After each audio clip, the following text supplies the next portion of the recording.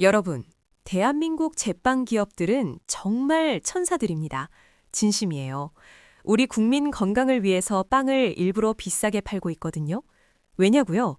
빵을 덜 먹게 해서 다이어트 시켜주려는 거죠. 아, 진짜 감동적이지 않아요?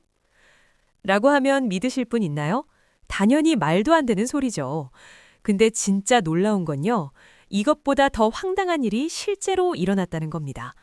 지금부터 여러분께 소개할 빵값 담합 카르텔의 실체는요. 제가 방금 한 농담보다 훨씬 더 충격적이에요.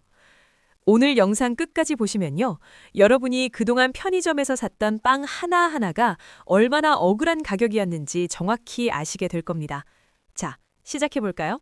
자, 여기 초등학교 때 순서 정할 때 하던 사다리 타기 있잖아요. 청소 당번 정할 때, 급식 배식 순서 정할 때 하던 거요. 근데 이걸 대한민국 굴지의 대기업들이 뭐 하는 데 썼을까요? 네, 맞습니다. 누가 먼저 빵값을 올릴지 정하는 데 썼어요. 이게 2024년 대한민국에서 실제로 벌어진 일입니다. 믿기지 않으시죠? 저도 처음엔 기사 제목 보고 에이, 이게 무슨 가짜뉴스 했는데요. 공정거래위원회가 공식적으로 발표한 내용이에요. 자, 이 사람들이 어떻게 담합을 했는지 좀 더 자세히 볼까요? 먼저 주요 제빵 회사 임원들이 몰래 모여요. 장소는 주로 호텔 라운지나 조용한 레스토랑. 거기서 이런 대화를 나눕니다. 올해 밀가루 값이 올랐으니까 우리도 가격 인상해야 하는 거 아니에요? 여기까지는 뭐 그럴 수도 있다 싶죠. 근데 문제는 그 다음이에요. 그럼 우리 동시에 올리면 소비자들이 의심할 테니까 순서를 정해서 하나씩 올립시다. 이렇게 되는 거예요. 그리고는 정말로 사다리 타기를 해요. A사가 1번, B사가 2번, C사가 3번 이런 식으로 순서를 정하는 거죠. 실제로 이게 어떻게 작동했는지 보세요. 예를 들어 1월에 A사가 먼저 식빵 가격을 200원 올려요. 그럼 2월에는 B사가 똑같이 200원 올리고 3월에는 C사가 또 200원 올리는 거예요. 시차를 두니까 얼핏 보면 각자 알아서 올린 것처럼 보이잖아요. 근데 사실은 다 짜고 친 거예요. SPC, 삼립, 롯데웰푸드 여러분이 매일 먹는 빵을 만드는 이 대기업들이요. 몰래 모여서 공선생이라는 은어까지 만들어가면서 담합을 했습니다. 공선생이 뭐냐고요? 공정거래위원회 선생님의 줄임말이에요. 그러니까 공정위를 피하려고 마치 불법 조직처럼 암호를 쓴 거죠. 이 사람들이 단톡방에서 실제로 이렇게 얘기를 나눴어요. 공 선생한테 걸리면 안 되니까 조심하자. 이번엔 누가 먼저 올릴까? 사다리 타기로 순서 정하자. 심지어요. 우리가 올리면 경쟁사도 따라올 거니까 걱정 마세요 라는 식의 대화도 오갔대요. 완전히 짜고 치는 고스톱이었던 거죠. 더 웃긴 건 인상폭도 비슷했다는 거예요. A사가 10% 올리면 B사도 10%, C사도 10%. 아니, 이게 우연일 수가 있나요? 각자 회사 사정이 다를 텐데 왜 다들 똑같이 10%씩 올려요? 이게 바로 담합의 증거인 거죠. 시장에서 정상적으로 경쟁했다면 절대 나올 수 없는 패턴이에요. 이런 식으로 10년 넘게 우리를 속인 거예요. 아니, 이게 중학생 수준의 수법이잖아요. 근데 더 어이없는 건요. 이게 먹혔다는 겁니다. 그것도 10년 넘게.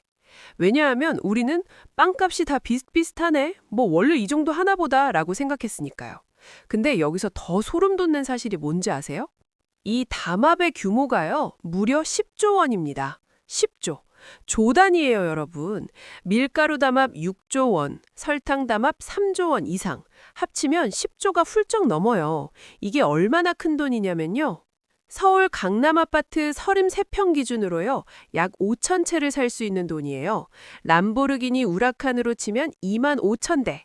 아니면 연봉 5천만 원 받는 직장인이 20만 명이 1년 동안 벌어야 하는 돈입니다. 근데 이걸 기업들이 우리 주머니에서 슬쩍슬쩍 가져간 거예요. 생각해보세요.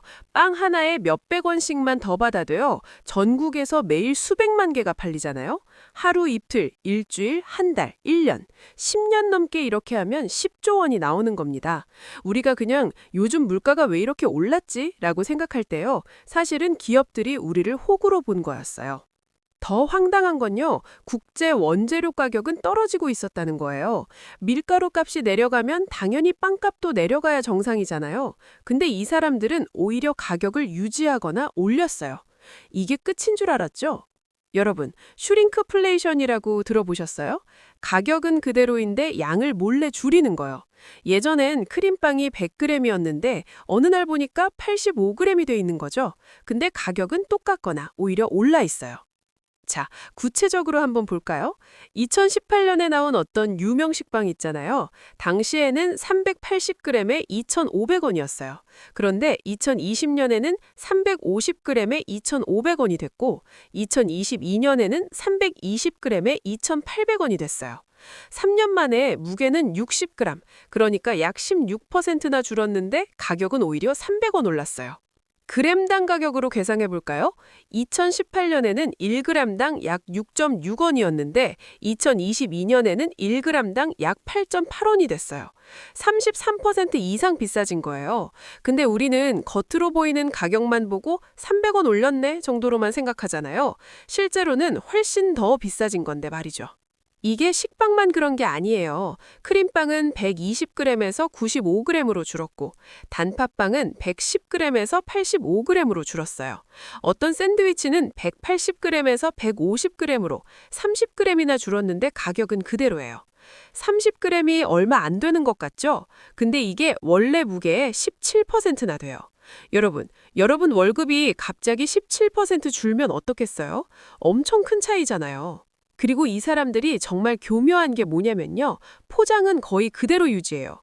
예를 들어 빵 봉지 크기는 똑같은데 안에 빵만 작아진 거예요. 그러니까 소비자 입장에서는 눈치채기가 정말 어려워요. 손으로 들어봐도 이거 좀 가벼운 것 같은데 정도로만 느껴지고 확신이 안 서니까 그냥 넘어가는 거죠. 실제로 소비자들 반응 보면요. 요즘 빵이 좀 작아진 것 같긴 한데 착각인가? 내가 손이 커진 건가? 원래 이 정도였나? 이런 식이에요. 기업들은 바로 이걸 노린 거예요. 확실하게 알기 전까지는 사람들이 그냥 넘어간다는 걸요. 그럼 슈링크플레이션으로 우리가 얼마나 손해를 봤을까요? 한 가정에서 한 달에 빵을 10개 정도 산다고 가정해 볼게요. 한 개당 평균적으로 500원 정도 더 비싸게 산 거라고 치면요. 한 달에 5,000원, 1년이면 6만 원이에요. 10년이면 60만 원이죠. 이게 4인 가구 전국 1,000만 가구라고 하면 6조 원이 나와요. 딱 밀가루 담합 규모랑 비슷하죠. 우연일까요? 아니에요. 담합으로 가격 올리고 거기에 더해서 슈링크플레이션으로 또 수익을 챙긴 거예요. 이중으로 우리를 털어간 거죠. 이게 진짜 치사한 게 뭐냐면요. 소비자들은 잘 모른다는 거예요. 그래서 결과가 어떻게 됐냐? 한국 빵값이 세계 5위입니다. 탑 5. 근데 웃긴 건요. 1위부터 4위까지는 다 물가 자체가 비싸기로 유명한 북유럽 국가들이에요. 스위스, 노르웨이, 아이슬란드, 덴마크. 이 나라들은 최저임금도 우리보다 두세 배 높거든요. 근데 우리는요. 소득은 저 나라들의 절반 수준인데 빵값은 거의 비슷해요. 이게 무슨 말이냐면요. 우리나라 사람들은 소득 대비 기형적으로 비싼 빵을 먹고 있다는 겁니다. 편의점에서 3,500원짜리 샌드위치 하나 사 먹는 게 얼마나 억울한 일인지 이제 아시겠죠? 근데요, 진짜 어이없는 건 지금부터예요. 공정거래위원회가 칼을 빼들었어요. 담합 의혹으로 조사 시작했다고 발표하자마자요, 신기한 일이 벌어집니다. 빛의 속도로 가격이 내려가기 시작해요. SPC는 주요 제품 10에서 15% 인하, 삼립식품도 15개 제품 평균 11.3% 인하, 롯데웰푸드도 속속 가격 인하 발표. 아니 이게 말이 돼요? 10년 넘게 원가 상승 때문에 어쩔 수 없어요. 경영이 어려워요. 라고 하던 사람들이요. 공정위가 조사한다니까 일주일 만에 가격을 10% 넘게 내릴 수 있었다고요? 이게 뭘 의미하는지 아세요? 처음부터 내릴 수 있었다는 거예요. 원가가 문제가 아니었어요. 그냥 안 내린 거죠. 왜냐? 내리지 않아도 우리가 계속 사줬으니까요. 담합으로 가격을 고정해놨으니까 소비자들은 다른 선택지가 없었던 거예요. 맨날 비싸다고 생각했는데 어쩔 수 없이 샀죠. 다 거기서 거기니까요. 우리는 뭐 빵값이 원래 이 정도 하겠지라고 생각했는데 사실은 기업들끼리 짜고 우리를 호구로 본 거였어요. 그것도 10년 넘게요. 여러분, 이 사건이 우리한테 주는 교훈이 뭘까요? 단순히 기업들 나쁜 애로 끝나면 안 돼요. 중요한 건 우리가 얼마나 쉽게 당할 수 있는지, 그리고 우리가 감시하지 않으면 이런 일이 계속 반복된다는 거예요. 시장 경제에서 가격은 수요와 공급으로 결정돼야 하는데요. 담합이 일어나면 이게 완전히 무너져요. 소비자의 선택권이 사라지는 거죠. 우리가 비싸도 어쩔 수 없지라고 생각하는 순간 기업들은 그걸 기회로 봅니다. 그럼 우리가 할 수 있는 건 뭘까요? 첫째, 가격에 관심을 가져야 해요. 특히 갑자기 오르거나 경쟁사들이 동시에 오르면 의심해 봐야 합니다. 둘째, 공정위나 소비자원에 적극적으로 신고하세요. 우리의 한마디 한마디가 모이면 조사로 이어져요. 셋째, 대안을 찾으세요. 담합에 참여한 기업 제품 대신 양심적인 중소기업 제품을 선택하는 것도 방법이에요. 10조 원을 대한민국 국민 5천만 명으로 나누면요. 1인당 20만 원이에요. 4인 가족이면 80만 원. 우리가 모르는 사이에 빼앗긴 돈입니다. 이게 억울하지 않으세요? 나도 당했다 싶은 경험 있으시면 공유해 주시고요. 그리고 주변 분들한테도 이 영상 꼭 공유해 주세요. 많은 사람들이 알수록 기업들도 함부로 못합니다. 경제가 어렵다고요? 전혀 어렵지 않아요. 오늘 배운 것만 기억하세요. 우리가 호구가 되지 않으려면 관심을 가지고 목소리를 내야 한다는 것. 구독과 좋아요는 이런 영상을 더 많은 분들께 알리는데 정말 큰 힘이 됩니다. 다음 영상에서도 여러분의 지갑을 지켜줄 진짜 경제 이야기로 돌아올게요. 여러분, 오늘도 현명한 소비자 되세요.